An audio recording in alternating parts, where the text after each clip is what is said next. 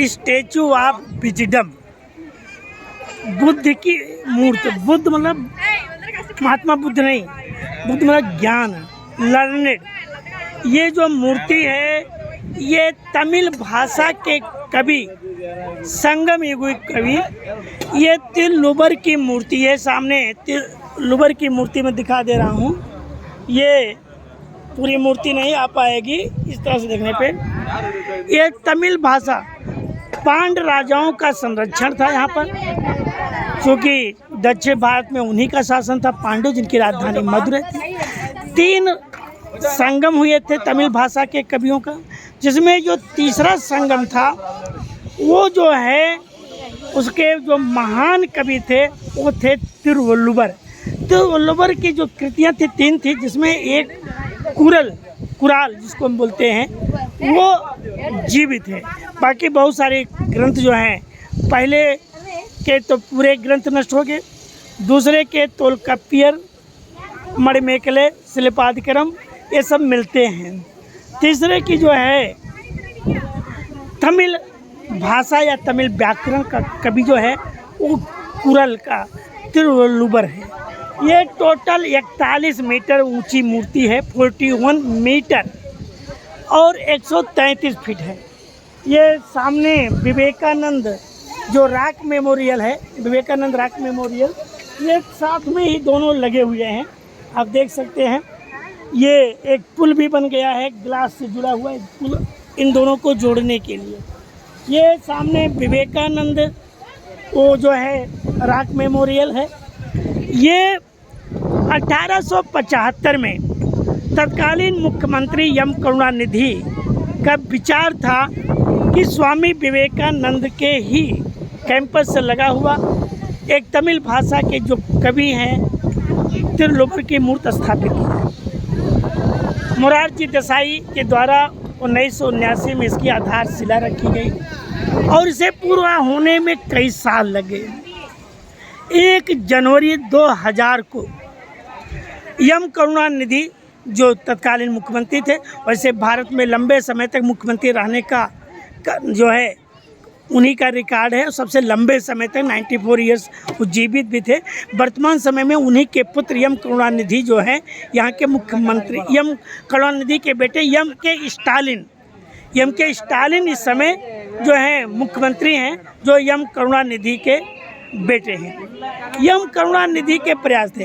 1 जनवरी 2000 को एम करुणानिधि के द्वारा इसका उद्घाटन किया गया और 25 साल पूरा होने पे 1 जनवरी 2025 को उन्हीं के पुत्र, वर्तमान समय में जो तमिलनाडु के मुख्यमंत्री हैं एम के स्टालिन के द्वारा इसका नाम स्टैचू ऑफ विजडम रखा गया। Statue of wisdom.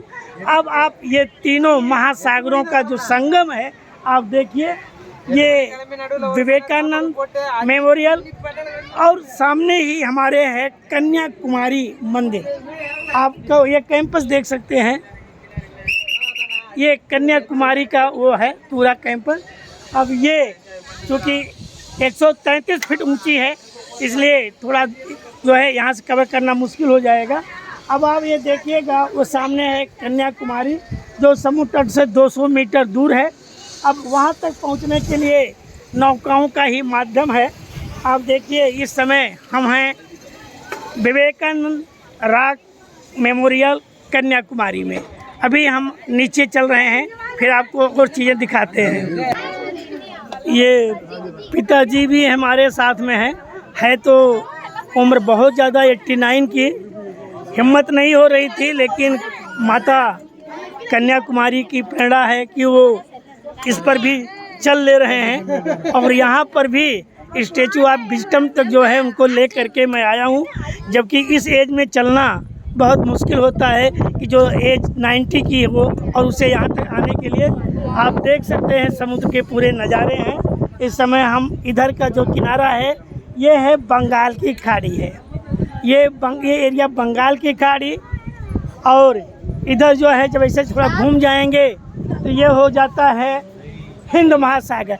थोड़ा पानी का भी अंतर है, हिंद महासागर का पानी थोड़ा ब्लू कलर में है, इधर का कलर जो है थोड़ा सा है जैसे गंगा जमुना का बोलते हैं ना, वैसे ही तीनों महासागरों का भी स्थिति है। आप देख सकते हैं इधर का वाटर, फिर इधर का, और फिर ये इधर का भी। ये स्टेचू ऑफ क्या नाम है, विजडम।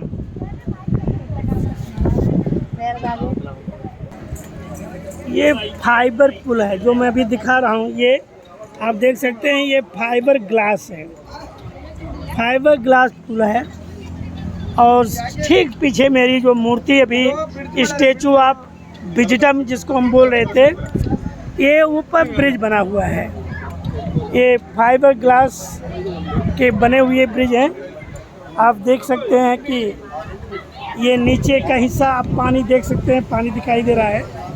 ये फाइबर, इसी को जो है एम करुणानिधि ने 1 जनवरी 2000 को जो है इसका उद्घाटन किया था। तिरुवल्लुवर की मूर्ति जो 133 फीट ऊंची है, 41 मीटर की है। और अभी इसका नाम जो है 1 जनवरी 2025, 25 साल इसकी रजत जयंती के पूरे हुए इस मूर्ति के। और बी गणेशन स्थापत्य जो है, उन्होंने इस मूर्ति की डिज़ाइन तैयार की थी। जो इसका आर्किटेक्चर थे वो बी गणेशन स्थापत्य, जो कि एक वास्तुकला कॉलेज है जिसके वो प्रोफेसर थे। उन्होंने ही ये मूर्ति की डिज़ाइन तैयार किया है तिरुवल्लुवर की। और ये विवेकानंद रॉक मेमोरियल के कैंपस में ही है। समुद्र तट से 200 मीटर का डिस्टेंस है, जहाँ नौकाओं से लोगों को आना पड़ता है।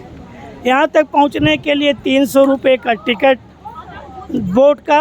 और बात पैसे की नहीं है, बात इतनी लंबी लाइन लगती है, 6-7 घंटे के लाइन लगने के बाद बोट पे बैठने का मौका मिलता है।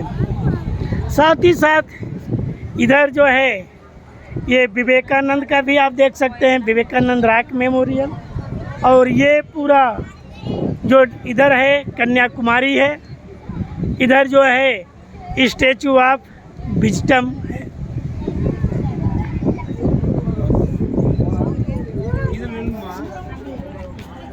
क्योंकि इस समय धूप तेज़ है, 12 बज चुके हैं, दोपहर के 12:10 हो रहे हैं।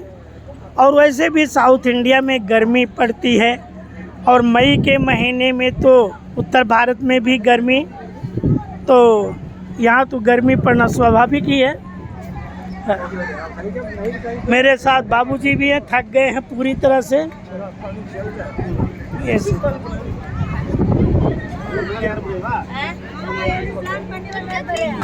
நம்ம ஒரு ஆதர்ச கஷ்டம் அந்த வாய்ப்பு ஒன்று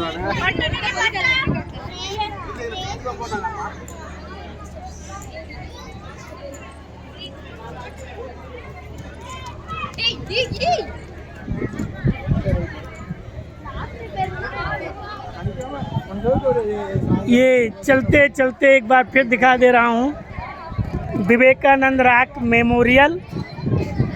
और इधर है स्टेचू ऑफ विजडम, दोनों एक ही साथ देखिएगा, स्टेचू ऑफ विजडम और विवेकानंद रॉक मेमोरियल। और ये है मंडप। मंडप वह स्थान होता है जहाँ लोग रुकते हैं। इसमें सभा मंडप होता है, भोग मंडप होता है, नाट्य मंडप होते हैं। तो जो हमारे मंदिर बनाए जाते हैं उसमें विभिन्न प्रकार के मंडप, और मंडप एक दक्षिण भारत का कॉमन शब्द है जहाँ पर उच्च होता है। इस तरह से मिलते हैं हम अगली वीडियो में आपसे।